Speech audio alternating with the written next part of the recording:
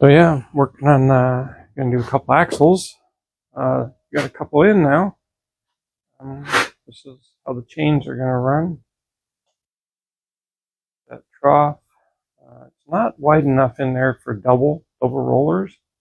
So I'm gonna use that 80, I believe. And so the first axle. So this is going to be attached to the differential. It's going to have a double 50, I believe. Double 50 from here down to the first axle, which is going to be in here. First axle. And then the first axle is going to be long, like the second one. So the first two are going to drive outside of the chassis, and then the rest are going to drive down this channel. Couldn't get enough, there's not enough room in that area there to have the drive off the idler or the differential to the first axle and then connect it to the next axle. So I'm going to have to put bearings in here to hold the first one, and I'm going to have to make a bracket out there to hold a set of bearings, I think. I don't think the shaft being suspended out there is going to be strong enough. And then it comes back inboard. It's going to go chain, and go axle to axle, and then from that axle to the back axle. So two long axles, like that one there, one at the front, and then two short axles on each side. So that's where I'm spinning now. So working on axle number 3.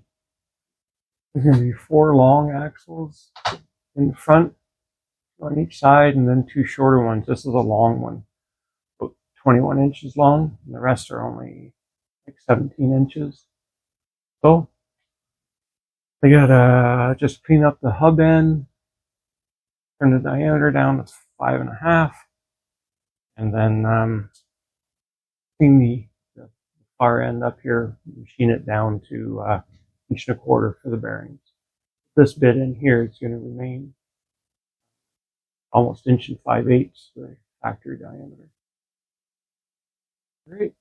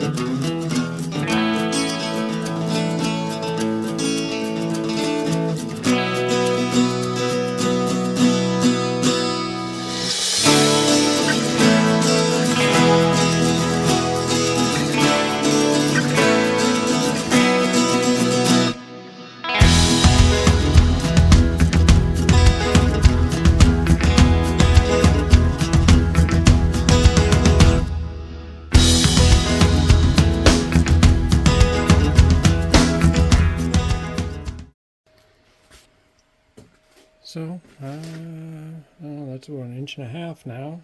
I gotta bring it down to 1.25 inches, so it takes quite a while. It's hardened pretty hard, so it's gotta take just a sliver at a time with my machine and my tooling. So we're working on that, but I had to order a special size drill bit, and I've got holes drilled in this axle, and the wheel nuts, not the wheel nuts, the wheel lug bolts, give them a smack in, and that should do it. Anyhow, I'm going to drive a few in and see how well they seat. Pack with Plan B.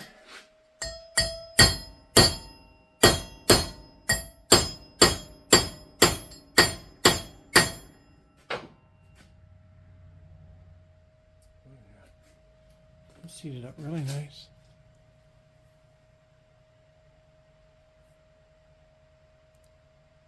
Yeah.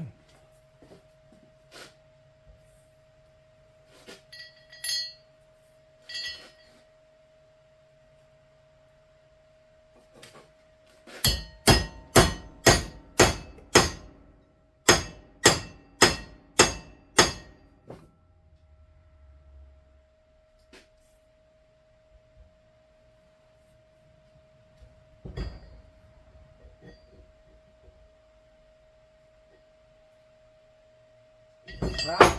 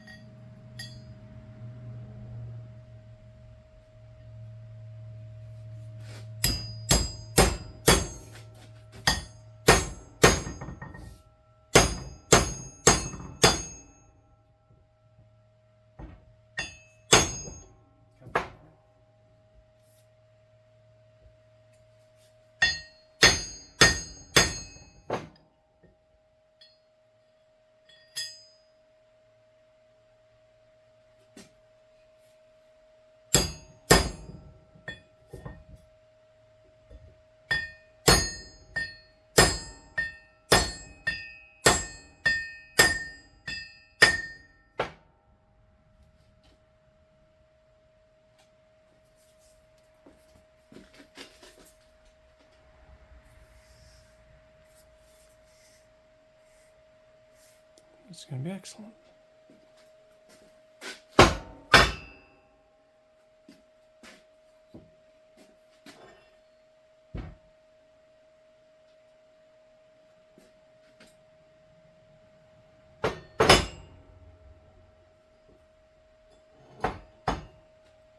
Only 28 more to go.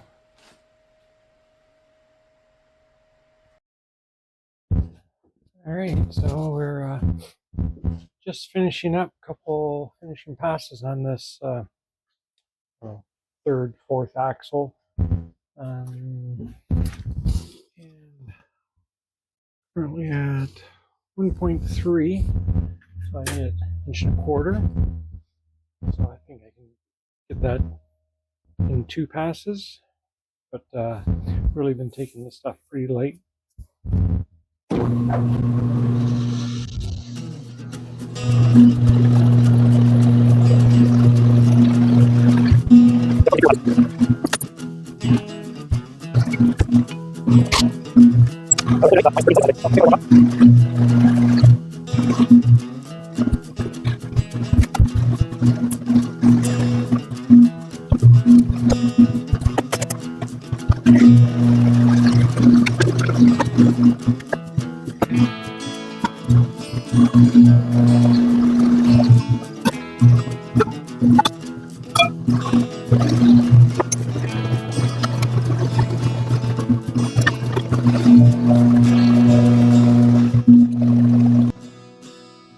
Alright, well, while the lathe is spinning over there making axles, I'm going to drill out one of these wheels 4-bolt pattern there.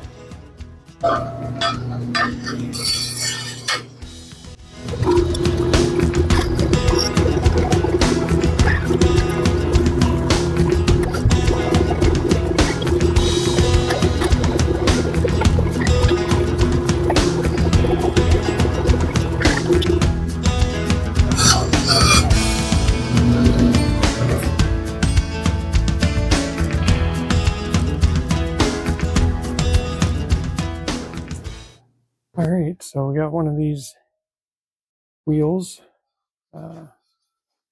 drilled out to the same pattern as the axles. Let's see how that's going to fit.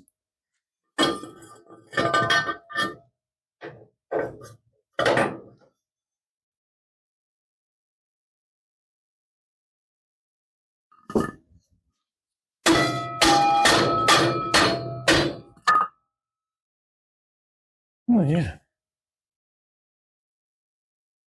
fits like $1 million. Yeah, they stick out there plenty wide enough. Let's see. Yep, it's fully seated, I guess. Yeah. Okay. Wow. A little bit of progress. Only 7 more of those to go.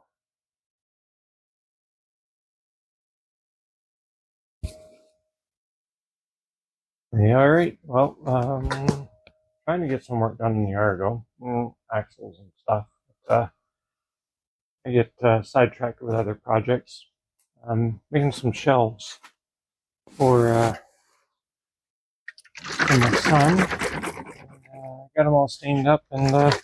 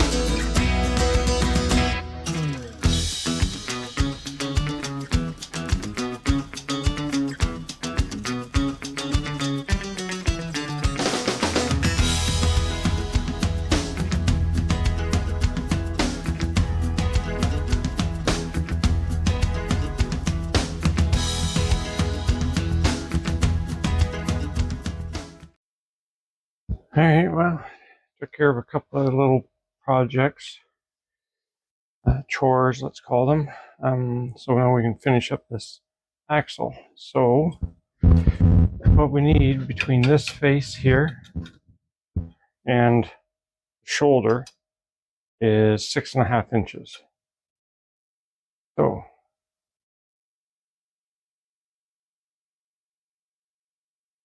I gotta bring this back, that So I got to move this shoulder back to 6.5. I think 6 and 3, 6.5. I'm going to have to measure one.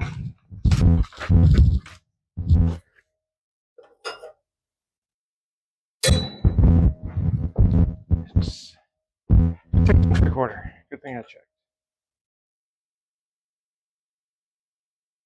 6.75. Okay, so I'm going to move this shoulder back to 6.75.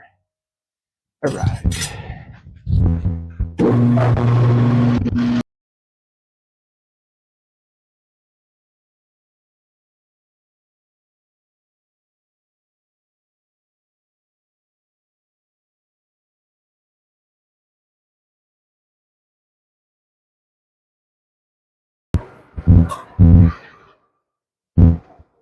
All right, so now I just have to change the cutter because I got to get something's got point on it to get in there to create a shoulder, so something like that. But that needs a new tip. I've burned that one up. New tip, new insert, I guess they're officially called. This holder isn't even mine; it's borrowed.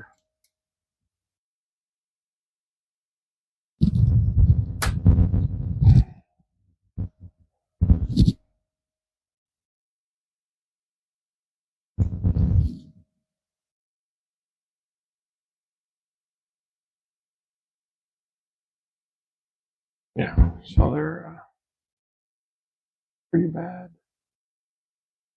I don't know what I'm doing wrong. I'm sure it's something I'm doing.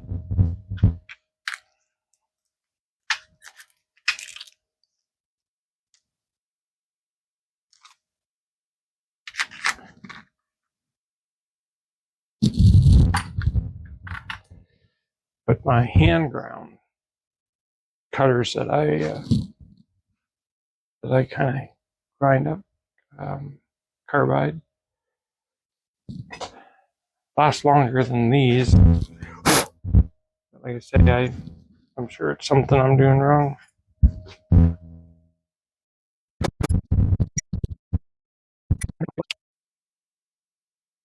So yeah, I'm just using that to create a flat shoulder that the bearing is going to actually slide up against. So that's perfect.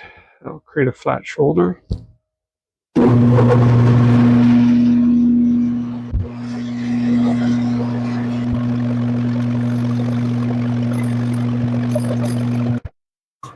Alrighty, so I need 6.75. Kind of roughly, this is.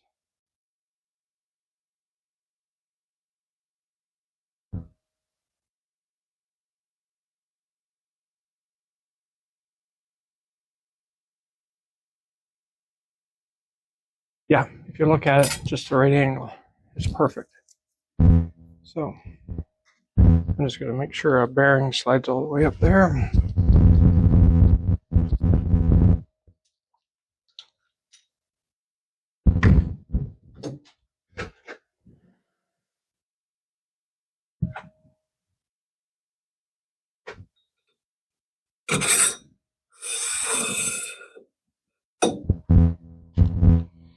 Yep. Super. The only thing I got to do is face that. So I'll just.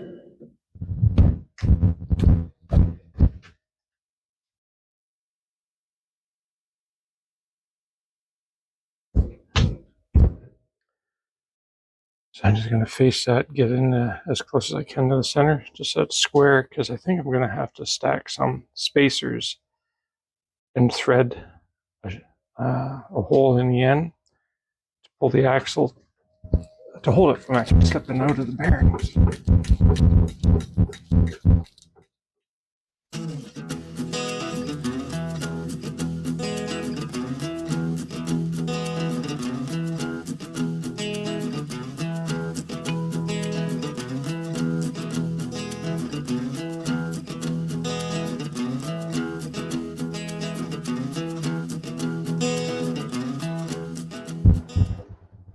And I think that one's, well, was going to say officially done, but it's not. It's got to have a couple of these holes welded because it gets pretty close to the 4-bolt bolt pattern. So weld up a couple holes, drill some holes, and then that shaft is done. All right, yeah, so the next step was plugging a couple of these holes. Just because they are too close to the holes I'm going to drill for the wheel studs. So I'm going to plug those two.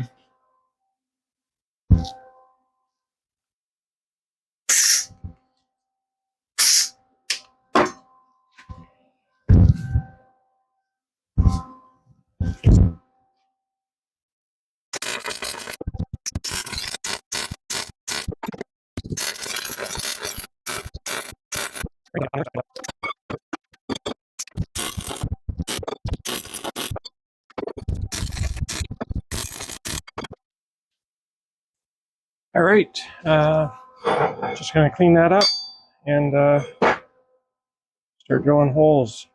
This is my wheel that I use for the master template for laying out the wheel lugs. So I'll just center punch through it, and that's it.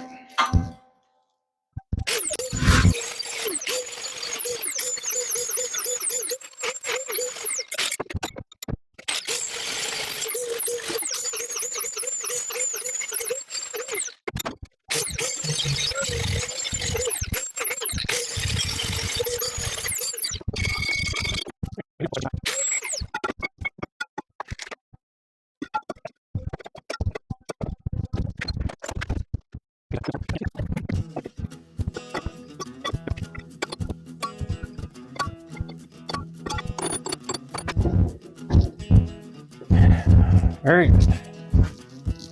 right. Next is drilling. Next is drilling.